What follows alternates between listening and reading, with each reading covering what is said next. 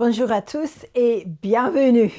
Alors, je sais que pour vous, les fêtes sont sur le point de commencer, mais j'avais très à cœur de partager un message pour la fête à Hanouka qui vient de terminer, on le sait, malheureusement avec un incident absolument terrifiant en Australie. Mais j'avais vraiment à cœur de partager avec vous ce que le Seigneur me dit par rapport à cette fête. Je pense que si vous regardez les vidéos que je suis en train de produire, je suis sûre que vous savez déjà que la fête de Noël, c'est pas vraiment la date de la naissance de Jésus-Christ. Je suis sûre que vous n'avez pas besoin de ça. Et les Juifs, nos amis juifs, célèbrent bien sûr la fête de Hanouka, la fête de la lumière. Et ce que le Seigneur me dit, c'est qu'il y a un message cette année pour la fête à Hanouka. Des choses qui sont là tout le temps, mais que je n'ai jamais remarqué jusqu'à maintenant. Et si vous avez votre Bible, je vais aller tout de suite dans l'évangile de Jean. Et ce qui m'intéresse maintenant, ça m'intéresse depuis plusieurs années, un endroit vraiment qui n'existe plus parce que cet endroit a été détruit par les Romains déjà dans l'année 70. Il n'y a rien qui reste aujourd'hui. Et on appelle cet endroit le portique de Salomon, qui n'existe plus aujourd'hui. Mais à l'époque de Jésus, c'était très impressionnant.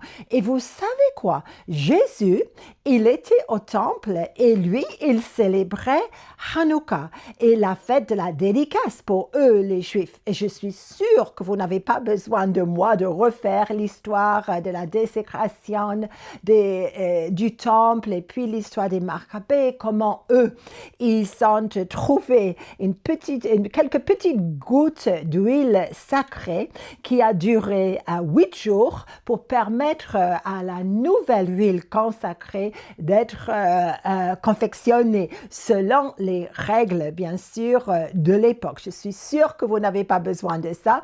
Si vous en avez besoin, vous allez regarder dans l'histoire et c'est juste passionnant comme histoire. Mais il y a un message pour nous cette année. Et Jean, l'évangile de Jean, et chapitre 10, dans ma Bible, c'est mentionné Jésus le bon berger. C'est le chapitre où Jésus parle déjà de son rôle de berger et il dit qu'il est le vrai berger, il va donner sa vie vraiment pour les brebis. Et bien sûr, les Juifs sont offensés par tout cela, il y a un sujet vraiment de beaucoup d'offenses. Et Jésus, il dit, verset 1, « Je suis le bon berger. Le bon berger donne sa vie pour ses brebis. Mais le mercenaire qui n'est pas le berger et à qui n'appartiennent pas les brebis voit venir le loup, abandonne les brebis et prend la fuite. Et le loup les ravit et les disperse. Le mercenaire s'enfuit parce qu'il est mercenaire et qu'il ne se met point en peine des brebis. Je suis le bon berger. Je connais mes brebis et elles me connaissent comme le Père me connaît et comme je connais le Père. Et je donne ma vie pour mes brebis. Mais attention, verset 16 continue. Et Jésus dit, « J'ai encore d'autres brebis qui ne sont pas de cette bergerie. Celles-là, il faut que je les amène et elles entendront ma voix. Il y aura un seul troupeau, un seul berger. » Et vous voyez quelque chose. Nous, on était déjà là. La plupart d'entre nous, on n'a pas de sang juif. En tout cas, on est des nations, des gentils, mais déjà, on est là. Et bien sûr, tout cela était sujet de division entre les Juifs. Puis, je saute quelques versets, mais il faut toujours prendre les choses en contexte. Et verset 22, c'est écrit, on célébrait à Jérusalem la fête de la dédicace, Hanouka. C'était l'hiver, et nous aussi, on est en hiver. Et Jésus se promenait dans le temple sous le portique de Salomon. Mais est-ce que vous savez quelque chose? Le portique de Salomon n'existe plus aujourd'hui, je viens de vous l'expliquer, pourquoi pas.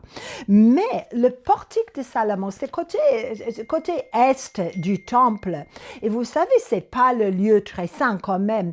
Et les gentils avaient la permission de se promener aussi à côté des Juifs sous ce portique. Et moi, pour la première fois, ça m'a saisi que Jésus, il vient de parler de ces autres brebis qu'il faut chercher. Il faut que Jésus les amène et elles entendront ma voix. Déjà, toi et moi, on était là dans la grande pensée du Père, dans la grande pensée du Fils. Et bien sûr, les Juifs à l'époque ne comprenaient pas, même aujourd'hui, c'est pas tout à fait compris. Et les Juifs entourent Jésus parce que eux, ils veulent savoir la seule question, si tu es le Christ, dis-le franchement. Hein? C'est ça leur problème. Mais pour moi, ce que le Seigneur me disait, c'est que encore en hiver, pendant cette fête de la dédicace, Hanouka, Jésus se promène cet hiver et on a le droit de se promener, bien sûr, avec lui. Et la grande surprise que j'ai eue, c'est quand le Seigneur m'a dit, mais j'ai toujours d'autres brebis. C'est quand j'ai vu Jésus, c'est comme si il me voyait, je le regardais, il regardait plus loin encore. Et il me disait, comme c'est dans cette année, il y a encore d'autres brebis, des chocs, des surprises qui vont arriver pendant l'année qu'on a devant nous. Et Jésus va amener ces brebis-là. Et j'ai eu un clin d'œil, j'ai vu le monde musulman, j'ai vu les bouddhistes et les hindous.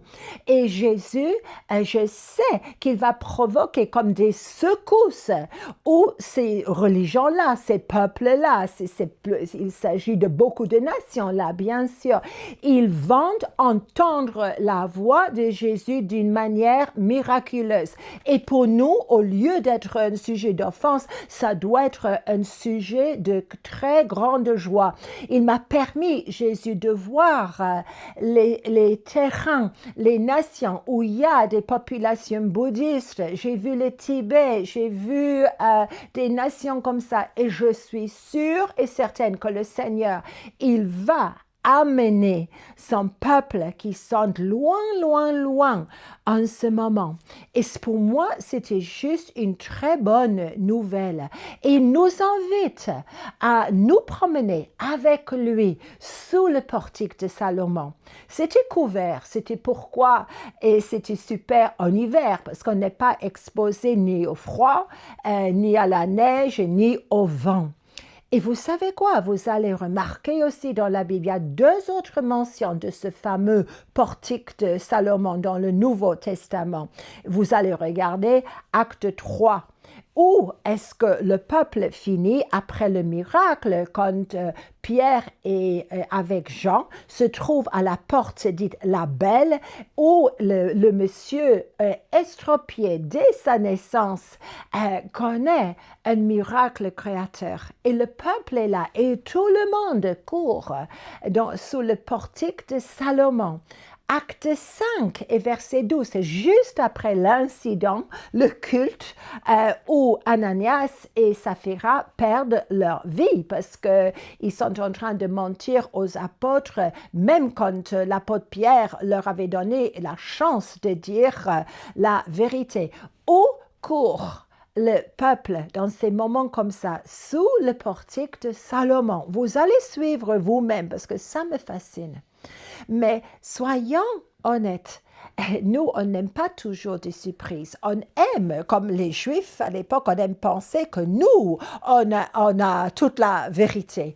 Mais ça va être une année, même pendant des temps de grande détresse, quand les nations vont être secouées, ébranlées comme jamais avant.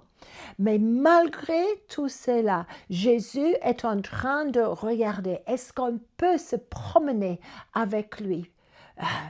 C'est fini maintenant la fête de la dédicace, mais il veut amener d'autres brebis en grande quantité. Et est-ce que nous, on va être prêts? Parce que les yeux de Jésus languissaient pour voir des gens loin, loin, loin de son époque, quand il était le Fils de l'homme ici-bas.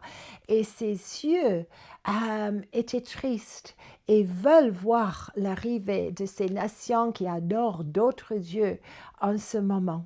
Et moi, j'ai tellement envie de prier comme ça, mes amis. Souvent, on pense à nous-mêmes, à notre situation, mais Jésus, ses yeux étaient déjà loin. Il voyait déjà les autres nations des gentils. Il y a encore une autre vague qui va se lever. Cette année, ça va commencer quelque chose d'énorme. Et essayons de suivre ce que Jésus veut nous montrer. Et je prie pour tout le monde. Je prie que vous avez vraiment pu reconsacrer, redédicacer le temple de votre vie. Que l'huile de la saison qui est en train de se terminer, que ça puisse être vraiment suffisant et que l'huile fraîche et les vents frais de cette saison puissent vous trouver prêts. Mais je prie aussi qu'on puisse voir à travers les yeux de Jésus ces religions, ces nations qui sont loin de lui. Et est-ce qu'on peut entrer, est-ce qu'on peut marcher sous le portique de Salomon, encore une fois, en hiver, avec Jésus? Est-ce qu'on peut prier le désir de Jésus que ces autres brebis puisse vraiment nous rejoindre, qu'on puisse être un seul troupeau, que ce soit le Tibet, que ce soit les bouddhistes, que ce soit les hindous, qu'on puisse avoir la bonne nouvelle qu'il y a des gens maintenant qui voient Jésus, qui savent qui il est et qu'ils puissent être un avec nous, dans la même foi, un seul berger.